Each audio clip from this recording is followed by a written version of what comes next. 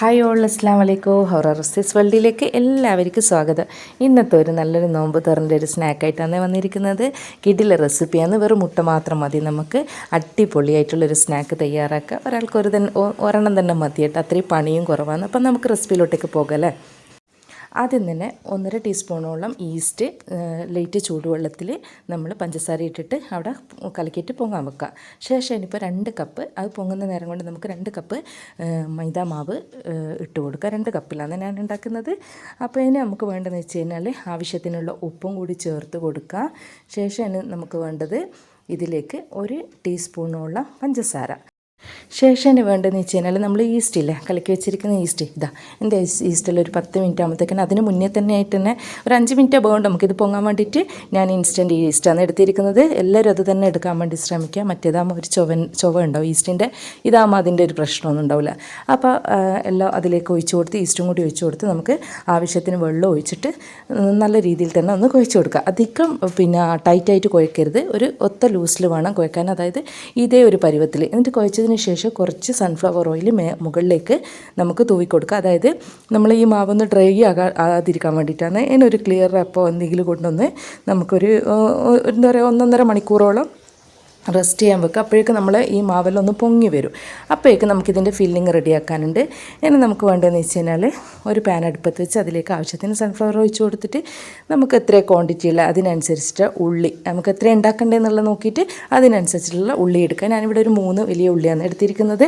അപ്പോൾ അതും കൂടി എടുത്തിട്ട് ഒന്ന് വഴറ്റിയതിന് ശേഷം നമുക്ക് ഇനി കുറച്ച് ആവശ്യത്തിന് ഇതിലേക്ക് ഉപ്പിട്ട് കൊടുക്കുക. ഇതിപ്പോൾ എളുപ്പമുള്ളൊരു ഫില്ലിങ്ങാണ് ഞാൻ വെച്ച് കൊടുക്കുന്നത്. ഇതിന് പകരം ഏത് ഫില്ലിങ് വെച്ച് കൊടുത്താലും കുഴപ്പമില്ല. ഇനി വേണ്ടത് ഇഞ്ചി വെളുത്തുള്ളി പേസ്റ്റാണ്. ഇത് ക്യൂബാക്കി എടുത്തിയാണ് ഞാൻ ഫ്രീസ് ചെയ്തിട്ട്.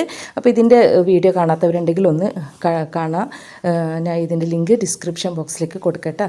അപ്പോൾ ആ ഇഞ്ചി വെളുത്തുള്ളിയും കൂടി ഇട്ട് കൊടുത്തിട്ട് ശേഷം നമുക്കൊരു എരിവിന് ആവശ്യമുള്ള പച്ചമുളകും കറിവേപ്പില, അത് എരിവിൻ്റെ ആവശ്യത്തിനനുസരിച്ചിട്ട് ഇട്ട് കൊടുത്തോട്ടോ. അപ്പോൾ ഇത് നമ്മൾ മുട്ട കൊണ്ടല്ല ഉണ്ടാക്കുന്നത്, അതുകൊണ്ട് തന്നെ കുറച്ച് എരിവ് ഉണ്ടായാലും നല്ലതാണ്. അതുകൊണ്ട് നല്ലോണം പച്ചമുളക് ഇടുന്നതായിരിക്കും നല്ലത്. ഇനി നമുക്ക് വേണ്ടതെന്ന് വെച്ച് കഴിഞ്ഞാൽ ആവശ്യത്തിന് മഞ്ഞൾപ്പൊടി, ഒരു 1/4 ടീസ്പൂണോളം മഞ്ഞൾപ്പൊടി ഇട്ട് കൊടുത്ത്, പിന്നെ നമുക്ക് വേണ്ടതെന്ന് വെച്ച് കഴിഞ്ഞാൽ മുളക്, മല്ലി അതെല്ലാം. അതിന് പകരം ഞാൻ പൊടിച്ചൊരു പൗഡർ ഉണ്ട്, അതാണ് ഞാൻ ഇവിടെ ഇട്ട് കൊടുക്കുന്നത്. ഇനിയിപ്പോൾ ഇതില്ലെങ്കിൽ നമ്മൾ ചിക്കൻ മസാല പൗഡർ എന്തെങ്കിലും ഇട്ട് കൊടുത്താൽ മതി. ഇനി അതും ഇല്ലെങ്കിൽ മുളക് പൊടിയും മഞ്ഞൾപ്പൊടിയും മല്ലിപ്പൊടിയും മാത്രമേ യൂസ് ചെയ്യുക. ഈ ഒരു പൗഡർ ഉണ്ടാക്കി വെച്ചതുകൊണ്ട് ഭയങ്കര ഉപകാരം. എനിക്ക് എല്ലാ നോമ്പിനും ഞാൻ ഉണ്ടാക്കി വെക്കുന്ന സാധനം. കാരണം നമ്മൾ ഈ മസാലയ്ക്കൊക്കെ ഇത് ഇട്ട് കൊടുക്കുമ്പോൾ വേറെ തന്നെ ഒരു ടേസ്റ്റാണ്. ഇതിൻ്റെ ലിങ്കും ഞാൻ ഡിസ്ക്രിപ്ഷൻ ബോക്സിലേക്ക് കൊടുക്കട്ടെ. കാണാത്തവരുണ്ടെങ്കിൽ കാണണേ. വളരെ ഉപകാരപ്പെടുന്ന ഒരു പൗഡറാണ്. ഞാൻ ഉണ്ടാക്കുന്നത് തന്നെയാണ്. എല്ലാത്തിനും കറിക്കായാലും ഇങ്ങനത്തെ ഫില്ലിങ്ങിനായാലും എല്ലാം ടേസ്റ്റാണ് കേട്ടോ. ഇനി നമുക്ക് വേണ്ടതെന്ന് വെച്ച് കഴിഞ്ഞാൽ ആവശ്യത്തിന് മല്ലിച്ചപ്പ് ഇട്ട് കൊടുക്കുക. ഏകദേശം നമ്മളെ ഉള്ളിയെല്ലാം ഇവിടെ വഴന്ന് വന്നിട്ടുണ്ട്. പിന്നെ നമ്മൾ ഫില്ലിങ് ഉണ്ടാക്കുമ്പോൾ എപ്പോൾ ശ്രദ്ധിക്കണം വെച്ചാൽ ഭയങ്കരമായിട്ട് വഴറ്റാൻ പാടില്ല ഉള്ളിയെല്ലാം. അന്നേരം ഒരു ടേസ്റ്റ് ഉണ്ടല്ലോ. നമുക്ക് കഴിക്കുന്ന സമയത്ത് കുറച്ച് ഉള്ളിയെല്ലാം കടിക്കണം, എന്നാലന്ന് ടേസ്റ്റ്. അപ്പോഴേക്കിത് 1.5 മണിക്കൂർ കഴിഞ്ഞപ്പോഴേക്കന്നെ എൻ്റെ മാവെല്ലാം ഇവിടെ നന്നായിട്ട് ഇവിടെ പൊങ്ങി വന്നിട്ടുണ്ട്. നന്നായിട്ട് ഒന്നും കൂടി ജസ്റ്റ് ഒന്ന് കുഴച്ച് കൊടുക്കുക. ശേഷം ഇത് 2 പാട്ടാക്കിയിട്ട് ഞാൻ എടുക്കുന്നുണ്ട്. നമുക്ക് ഞാൻ പറഞ്ഞില്ലേ വളരെ പണി കുറവാണ്. അപ്പോൾ ഇതിങ്ങനെ വെച്ചിട്ട് 2 ഞാൻ മുറിക്കുന്നുണ്ട്. അതുപോലെ തന്നെ എൻ്റെ ചാനൽ ഇതുവരെ സബ്സ്ക്രൈബ് ചെയ്യാത്ത വ്യൂവേഴ്സ് ഉണ്ടെങ്കിൽ ഒന്ന് സബ്സ്ക്രൈബ് ചെയ്യണേ. അതുപോലെ തന്നെ നിങ്ങൾ വീഡിയോ ഇഷ്ടപ്പെട്ടിട്ടുണ്ടെങ്കിൽ ലൈക്ക് ചെയ്യുക. അതുപോലെ തന്നെ എന്താ പറയുക, പിന്നെ നമ്മളെ വീഡിയോ ഒന്ന് ഷെയർ ചെയ്യുക, കമൻറ്റ് ചെയ്യുക, എല്ലാം ചെയ്യണേ. അപ്പോൾ ഇത് ഞാനിവിടെ 2 പാട്ടാക്കിയിട്ട് എടുത്തിട്ടുണ്ട്. അപ്പോൾ ഉരുളകളാക്കിയിട്ട് വെക്കുക. ശേഷം നമുക്ക് ഓരോ ഉരുളകളാക്കിയിട്ട് പരത്തിയെടുക്കാനുണ്ട്. റൗണ്ട് ഷേപ്പിലാണ് പരത്തിയെടുക്കുന്നത്. അപ്പോൾ കുറച്ച് നമുക്ക് പൊടിയെല്ലാം തൂക്കി കൊടുത്ത് നല്ല റൗണ്ടായിട്ട് പരത്തി കൊടുക്കുക. പിന്നെ പരത്തുമ്പോൾ ശ്രദ്ധിക്കേണ്ടതെന്ന് വെച്ചാൽ നല്ലോണം നേർമനാകാൻ പാടില്ല. നമ്മൾ കുറച്ചൊരു ബട്ടൂരക്കെല്ലാം പരത്തുന്നില്ലേ, ആ ഒരു രൂപത്തിലാണ് പരത്തിയെടുക്കുന്നത് കേട്ടോ. ബട്ടൂരിൻ്റെ സെയിം പോലെ തന്നെയാണ് ക്രോസ് ആയിട്ട് കട്ട് ചെയ്യുകയും ചെയ്യുന്നത്. അതുകൊണ്ട് ശ്രദ്ധിക്കുക. നല്ലോണം നേർങ്ങനെ ആയിക്കഴിഞ്ഞാൽ അതിൻ്റെ ഒരു നമ്മൾ ഒരു പെർഫെക്റ്റ് കിട്ടുമല്ലോ ഉണ്ടാക്കുന്നതിൻ്റെ. ഇത് ശരിക്കും പറയാൻ നോമ്പ് ഓർക്കുന്ന സമയത്ത് ഒരാൾക്ക് ഒരെണ്ണം മതി കേട്ടോ കഴിക്കാൻ വേണ്ടിയിട്ട്. നല്ല വയറും നിറയും മനസ്സും നിറയും എന്ന് പറഞ്ഞാൽ നല്ല ടേസ്റ്റാണ്. അതുപോലെ തന്നെ ഞാൻ നേരത്തെ പറഞ്ഞതുപോലെ തന്നെ ഈ ഫില്ലിങ് ഇഷ്ടമില്ലെങ്കിൽ വേറെ എന്തൊക്കെ ചിക്കൻ്റെ ഫില്ലിങ്ങോ അല്ലെങ്കിൽ മയണീസ് ഫില്ലിങ്ങോ എന്ത് വേണമെങ്കിലും ചെയ്യുക. എന്താ ഇഷ്ടമുള്ളതെന്ന് വെച്ചാൽ അത് ചെയ്യട്ടോ. ഇനിയിപ്പോൾ ഇതേപോലെ ഇപ്പോൾ ബട്ടൂരിൻ്റെ ഷേപ്പിലാണ് പരത്തിയിരിക്കുന്നത്. നമുക്ക് അതേപോലെ തന്നെ കട്ട് ചെയ്ത് കൊടുക്കുക. ഈ വീഡിയോയിൽ കാണുന്നത് പോലെ തന്നെ കട്ട് ചെയ്ത് കൊടുക്കുക. എന്നിട്ട് നമ്മൾ ഓരോ പീസിലാണ് നമ്മൾ ഇതിൻ്റെ ഫില്ലിങ്ങെല്ലാം വെച്ച് കൊടുക്കുന്നത്.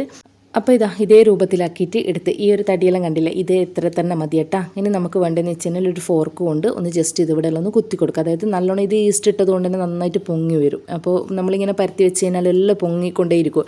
അതുകൊണ്ട് തന്നെ നമുക്കിതിന് ആവശ്യത്തിനുള്ളത് ഇത് മതി. അതുകൊണ്ട് എല്ലായിടത്തും ഒരു ഫോർക്ക് കൊണ്ടൊന്ന് ജസ്റ്റ് ഒന്ന് കുത്തി വെച്ച് കൊടുക്കുക. ഇനി നമുക്ക് വേണ്ടതെന്ന് വെച്ചാൽ ഒരു മുട്ട, അതായത് ഞാനിങ്ങനെ മുട്ട പീസാക്കി വേവിച്ചിട്ട് പീസാക്കി വെച്ചിട്ടുണ്ട് കേട്ടോ.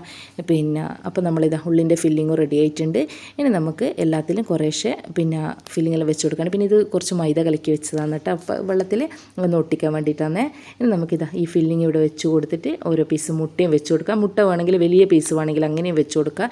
ഞാനിപ്പോൾ ഒരു മുട്ടേനെ 4 പീസാക്കിയിട്ടാണ്. കാരണം ഇവിടെ പിന്നെ മുട്ട എന്ന് പറഞ്ഞു കഴിഞ്ഞാൽ ചെറിയ ചെറിയ പീസ് കഴിക്കുന്നതാണ് എല്ലാവർക്കും ഇഷ്ടം. അതുകൊണ്ട് പിന്നെ ചെറുതായിട്ട് വെച്ചെന്നുള്ളൂ.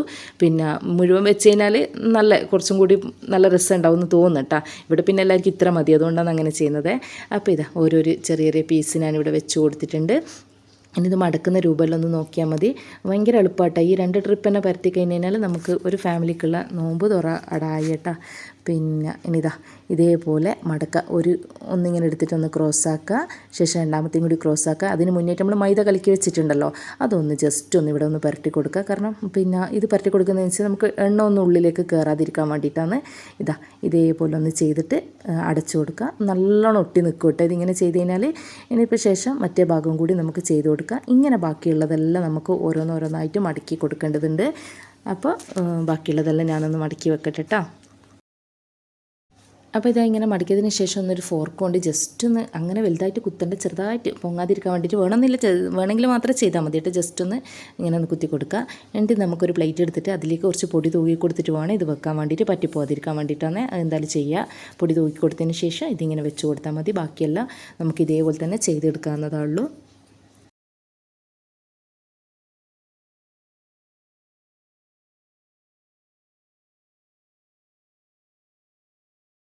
അപ്പോൾ ഇതാ എല്ലാം നമ്മളിവിടെ ചെയ്ത് വെച്ചിട്ട് എനിക്കൊരു 8 പീസ്, 2 പാർട്ടിൽ 8 പീസാണ് കിട്ടിയിരിക്കുന്നത്. അപ്പം ബാക്കിയെല്ലാം ഞാനിങ്ങനെ ആക്കി വെച്ചിട്ടുണ്ട്. ഇനി ഇതിൽ ചെറിയ പണിയും കൂടിയുണ്ട്. നമുക്ക് മുട്ടയിൽ മുക്കിയിട്ട് ബ്രെഡ് ക്രംസിൽ കോട്ട് ചെയ്തിട്ട് ഇതാക്കാനുണ്ട്.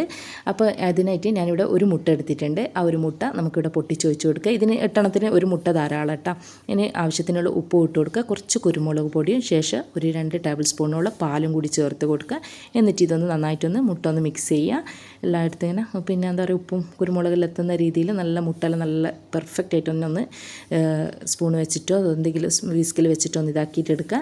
പിന്നെ നമുക്കിത് ബ്രെഡ് ക്രംസ് ആവശ്യമുണ്ട്. ആവശ്യത്തിനുള്ള ബ്രെഡ് ക്രംസ് എത്രയാണെന്ന് വെച്ചാൽ അതും കൂടി ചെയ്യുക. എന്നിട്ട് നമ്മൾ മുട്ടയിലേക്ക് ഡിപ്പ് ചെയ്ത് എന്നിട്ട് നമ്മൾ ബ്രെഡ് ക്രംസ് എല്ലായിടത്തും എത്തുന്ന രൂപത്തിൽ കോട്ട് ചെയ്യുക. ഇത്രയേ ഉള്ളൂ നമ്മൾ പരിപാടി കേട്ടോ. എന്നിട്ട് എല്ലാം അതേപോലെ ഈ ബാക്കിയുള്ളതെല്ലാം കൂടിയിട്ട് നമുക്ക് ഇതേപോലെ തന്നെ ചെയ്തെടുക്കാം.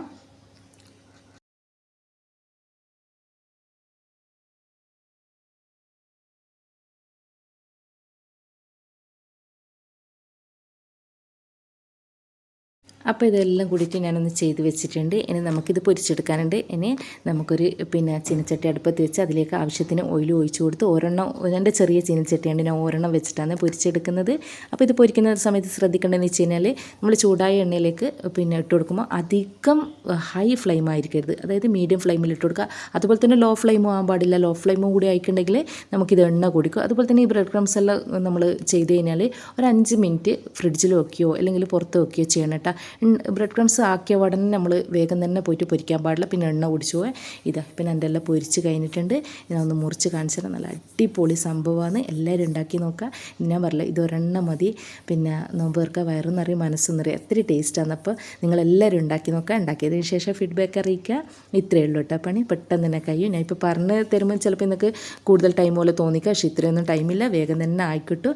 ഇൻഷാ അല്ലാഹ് ഇനി പുതിയ പുതിയ റെസിപ്പിയുമായിട്ട് വരാം. നിങ്ങൾക്ക് ഇഷ്ടപ്പെട്ട റെസിപ്പീസുകൾ നിങ്ങൾ കമൻറ്റ് ചെയ്യുക, പിന്നെ അത് ഞാൻ ചെയ്തുതരാം. അപ്പോൾ എല്ലാവരോടും thanks for watching my video.